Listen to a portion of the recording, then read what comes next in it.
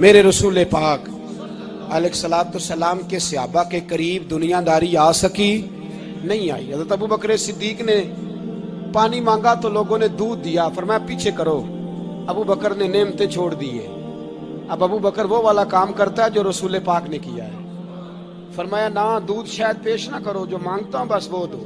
حضرت ابو بکر صدیق نے بڑے مالدار تھے، حضرت عمر فاروق رضی اللہ تعالیٰ عنہ کے پاس صحابہ کرام جمع ہو کے آئے، کون سا ایسا شخص ہے جس کی تنخواہ میں اضافہ ہو جائے؟ تو لوگ کہتے ہیں نہیں نہیں مجھے نہیں چاہیے، پر ہم نے وہ لوگ دیکھے ہیں۔ حاجی صادق صاحب کو مسجد والوں نے کہا 1000 روپیہ تنخواہ بڑھانی ہے، تو حاجی صاحب کہنے لگے میرا بڑا سونا گزارا ہوتا ہے، مینوں نہیں بڑے نے۔ حضرت سیدنا عمر فاروق رضی اللہ تو صحابہ کٹھے ہو کے گئے، کہنے لگے عمر حضور کے زمانے میں بظاہر غربت رہی، جناب صدیق اکبر کے زمانے میں غربت، اب تو بڑی ریل پیل ہے، بحرین سے لاکھوں کا مال آتا ہے، آپ کو بڑے بڑے سفیر ملنے آتے ہیں، پر آپ وہی پرانا کرتا اور وہی تامت جو کئی جگہ سے سی آپ نے کئی جگہ سے پھٹی۔ اور حضرت عمر ایک دن عید کی نماز پڑھانے گئے تھے تو ننگے پیر ہی چلے گئے، لوگوں نے کہا جوتا، فرمایا ٹوٹ گیا تھا یار، پہننے کے قابل نہیں تھا، فرمایا ننگے پیر آ گئے ہو لوگ کیا کہیں گے، فرمایا چھوڑو، عمر کے پاؤں ننگے ہیں لیکن عمر کے کردار میں تو کوئی شک نہیں نا، پیر ہی ننگے ہیں نا، کیا ہوا، چھوڑو اس بات کو، کوئی پیار نہیں دنیا داری سے، دولت سے کوئی چکر ہی نہیں۔ حضرت سیدنا عمر فاروق رضی اللہ تعالیٰ عنہ کو صحابہ نے کٹھے ہو کے کہا، یہ ہے امت کے بیدار ہونے کے طریقے جو عرض کر رہا ہوں، کہا جناب آپ اب بڑا مال غنیمت ہے اور جس طرح ہر صحابی کا حصہ ہے آپ کا بھی حصہ ہے، تو ایک نیا کرتا ہی ڈال لیں آپ خرید کے۔ اب جب مشورہ ہو گیا صحابہ میں تو کہنے لگے عمر سے بات کون کرے گا، نیا کرتا پہننے کی عمر سے بات کس کو برا لگتا ہے جی، نیا کرتا کون بات کرے گا؟ حضرت سیدنا علی المرتضیٰ کا انتخاب ہوا، کہنے لگے مولا علی کی بڑی عزت کرتے ہیں، ان سے بڑا پیار کرتے ہیں، ان سے بات کرتے ہیں۔ تو حضرت علی کو بلایا گیا، عرض کی حضور مہربانی فرمائیں، حضرت عمر سے کہے نئے کرتے کے لیے، آپ فرمانے لگے عمر میری بڑی قدر کرتا ہے، بڑی بات سنتا ہے، پر یہ والا کام نہیں میں عمر سے کہہ سکتا، یہ کسی اور سے کہو۔ تو کہنے لگے آپ رہنمائی کر دیں کس کو کہیں؟ تو جناب علی المرتضیٰ فرمانے لگے اگر حضرت عائشہ صدیقہ سے کہو گے تو عمر فوراً مان جائے گا، وہ مومنوں کی ماں ہیں۔ صحابہ حضرت عائشہ کے پاس، اماں جی عمر کو بلائیں، ان کو کہیں، بڑے بڑے سفیر آئے ہوتے ہیں وہی پرانے کپڑے پہن کے بیٹھ جاتے ہیں۔ اللہ اکبر، حضرت عائشہ نے پیغام بھیجا، فرمایا عمر کو بلاؤ۔ عمر فاروق دوڑے ہوئے آئے، پردے کے پیچھے حضرت عائشہ کے پاس گھٹنوں کے بل، اماں جی دیر تو نہیں کر آیا میں آنے میں، حکم ہو، حضور کے گھر سے پیغام آیا، بڑے بڑے سفیروں کو چھوڑ کے بھاگے۔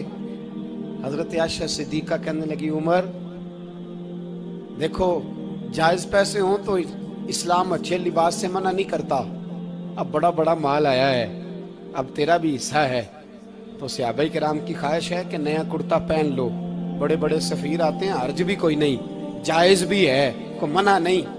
حضرت عمر نے گردن جھکا، جی اماں جی، جی اماں جی، جی اماں جی۔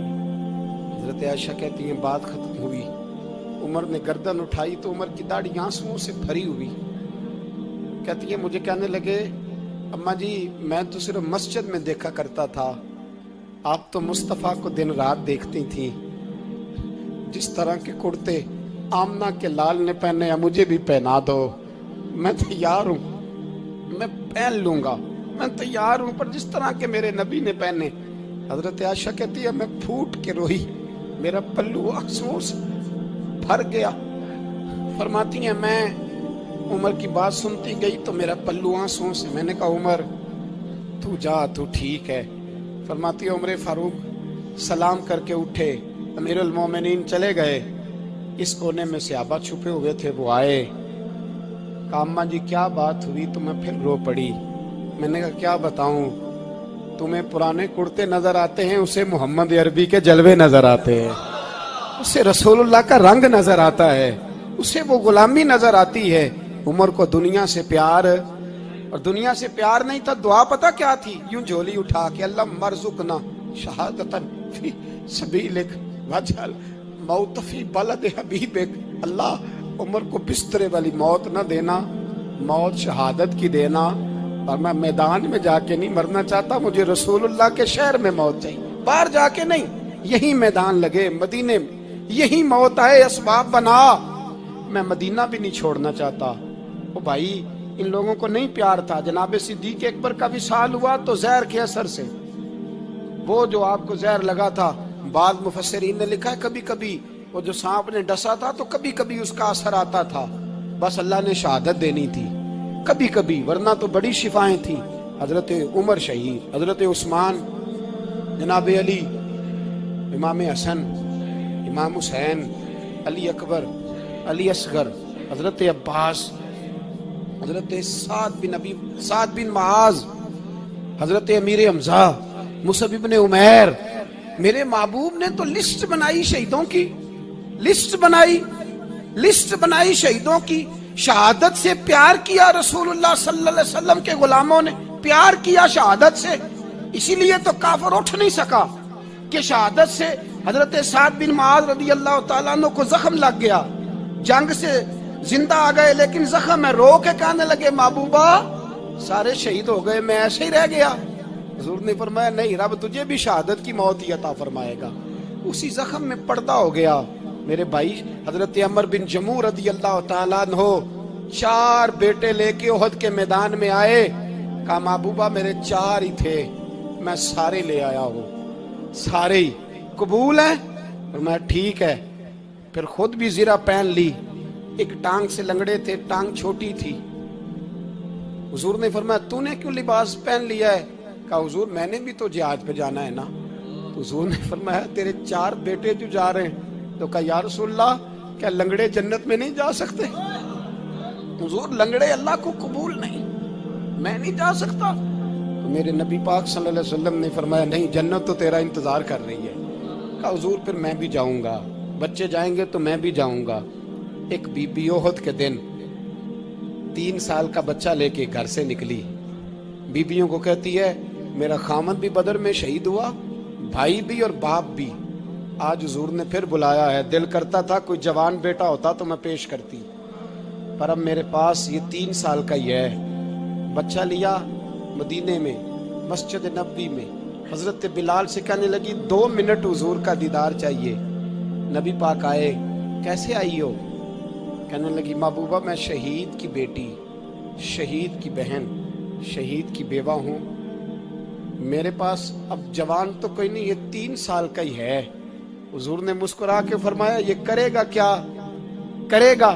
کہنے لگی حضور سنا ہے اسلحہ تھوڑا ہے، ڈھال کی ضرورت ہے، لوہے کی ڈھال ہوتی تھی، جب تلوار آتی تھی تو آگے کی جاتی تھی۔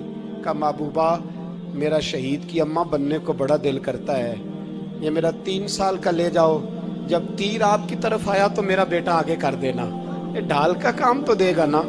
ہنستے ہوئے محبوب کی آنکھوں میں آنسو آئے، بچے کو پکڑ کے سینے سے لگایا، ماتھا چوما، فرمایا جا تیرے ساتھ وعدہ ہے، قیامت کے دن تجھے شہید کی اماں کہہ کے ہی پکارا جائے گا، وعدہ ہے تیرے ساتھ تجھے شہید کی۔ میرے بھائی مرنے کو دل ہی نہیں مسلمان، میرے نبی پاک صلی اللہ علیہ وسلم نے فرمایا جس کے دل میں کبھی شہادت کی آرزو پیدا نہیں ہوئی، اس کے سینے میں دھڑکنے والا دل مومن کا ہے ہی نہیں، وہ تو منافق ہے جو کبھی دین کے رستے میں شہید ہونے کو۔ میرے بھائیوں دین کو بڑی ضرورت ہے، بڑی ضرورت ہے، بڑی۔